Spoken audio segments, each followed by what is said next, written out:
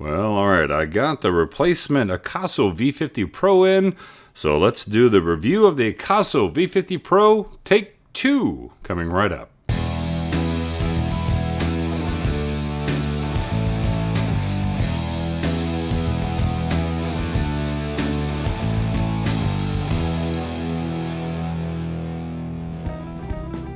Alright, well, the reason that I'm calling this the Akaso V50 Pro review Take 2 is because if you saw the other video, and I'll put a little link in the card up above to that video, but the first camera was definitely defective because the electronic image stabilization did not work, and you can see that right here in the footage. But let's get to what's inside the box, and then we'll get to what camera number 2 looks like. Alright, let's go ahead and open up the box, see what's inside. Nice little packaging from Akaso. Let's get this up. So this is the camera. Waterproof housing. It's got kind of a smoky effect to the housing on this. Let's open it up.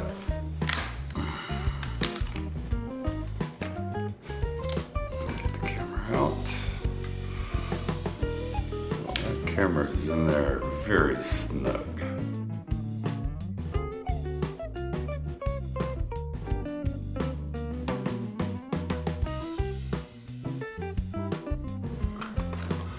Well, that took some work. That is the snuggest fitting case for any action camera I've looked at lately.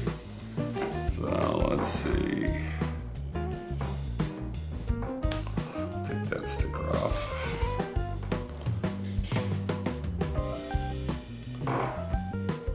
All right, so this is supposed to be waterproof up to 98 feet. No offense to any of these action camera companies, but you know, 30 feet I can see, 98 feet I just don't see, because the pressures at 98 feet underwater is going to start pushing down on these buttons, and it's going to cause some problems. So this is the camera. Let's take a look at what comes inside the box. Comes with a nice charger. Dual battery charger, so I assume that's 2 batteries. The remote control, a little skeleton housing, a couple 3M sticky pads, GoPro accessory, swivel mounts, cleaning cloths, I always like these, tie wraps, battery, more GoPro mounts, an extra back hard shell case for the back screen. That's always nice. A USB to mini USB for the charger. Bicycle mount. Comes with the Akaso manual, the app. And they want to hear from me. List of accessories. So we'll put all this to the side. Take a look at the battery. There's 2 batteries. 1100 milliamp per hour battery that comes with it. So we got a speaker on one side, power on and off, shutter button. Got some LEDs to let you know about Wi-Fi and such.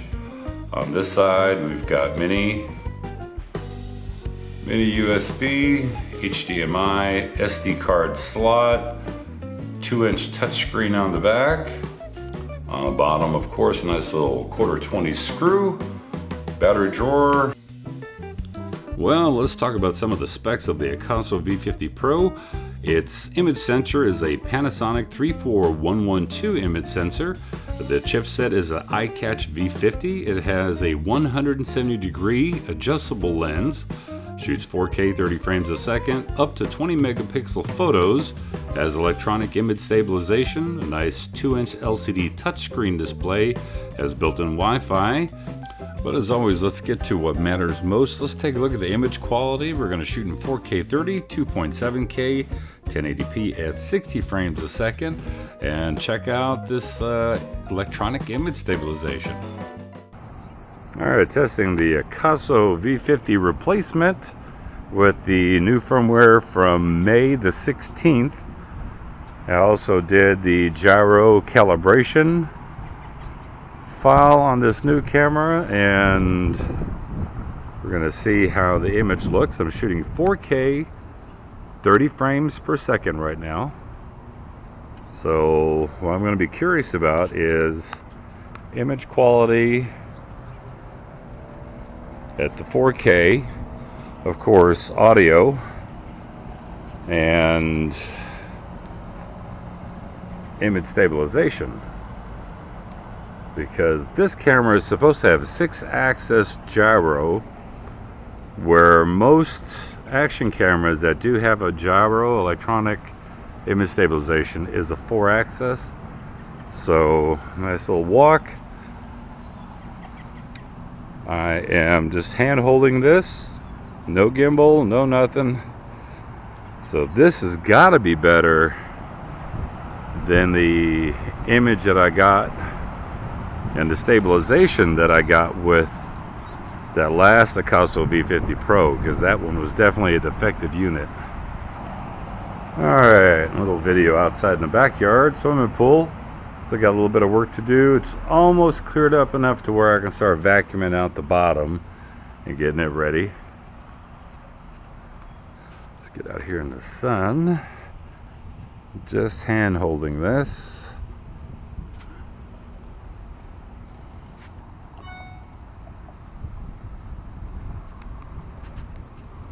See what this image quality looks like.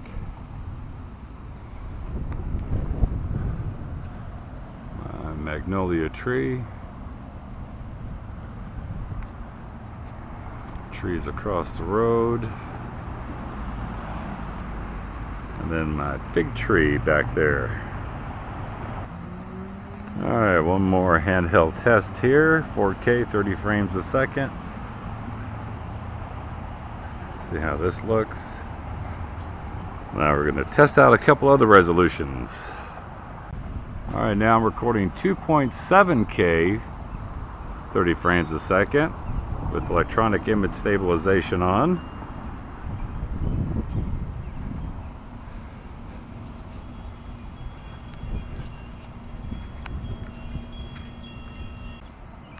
Now 1080p at 60 frames per second.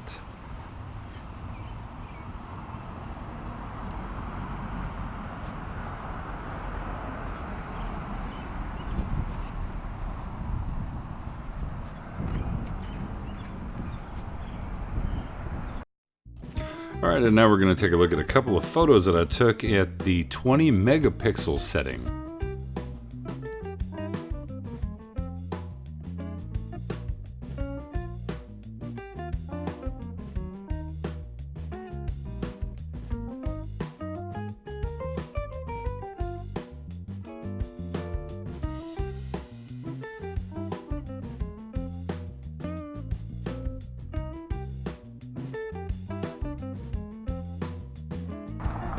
Now we're recording 4K 30 frames a second in their super wide mode. Checking image stabilization. Alright, 4K 30 frames a second. Now this is not super wide, this is just wide. Checking the electronic image stabilization now. Just want to give you a little idea of field of view. 4K 30 at medium.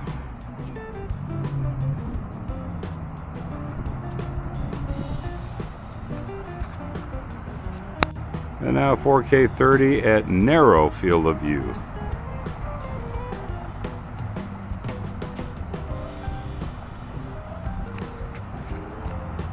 Now, of course, I'm standing behind the camera about anywhere from 10 to 12 inches away from the back of the camera, talking in a normal voice. 1 2 3 4 5, 1 2 3 4 5, and we'll check the front of the camera. Now I'm going to test the audio in front of the camera 1, 2, 3, 4, 5. 1, 2, 3, 4, 5. So what are my final thoughts about the Akaso V50 Pro? You know, I had high hopes for the second one, and it's not a terrible camera, don't get me wrong, but I had a little bit higher expectation because I really like the V50, the original Akaso, even though its image is a little bit over on the oversaturated side. I was really hoping, because I've seen some reviews of this camera online, and I saw one reviewer say that it is his #1 pick for 2018. And I guess he's never touched the GoPro Hero 6 because, in my opinion, this is not the top camera of 2018. Now, if you look at the image here, it's 4K 30 frames a second. You can see that all the shadow areas are crushed. The blacks are just crushed. That back fence is brown, and this is right in the mid-afternoon, sunny day, hardly any clouds in the sky, and you just see that the blacks are really crushed. Can you fix it in post? Yeah. And here's another thing. If you look at the back of the screen, you see those little air bubbles?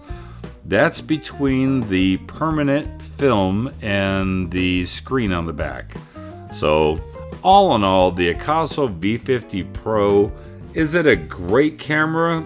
You know, it's a good camera, considering that it's $10 more than the original Akaso V50.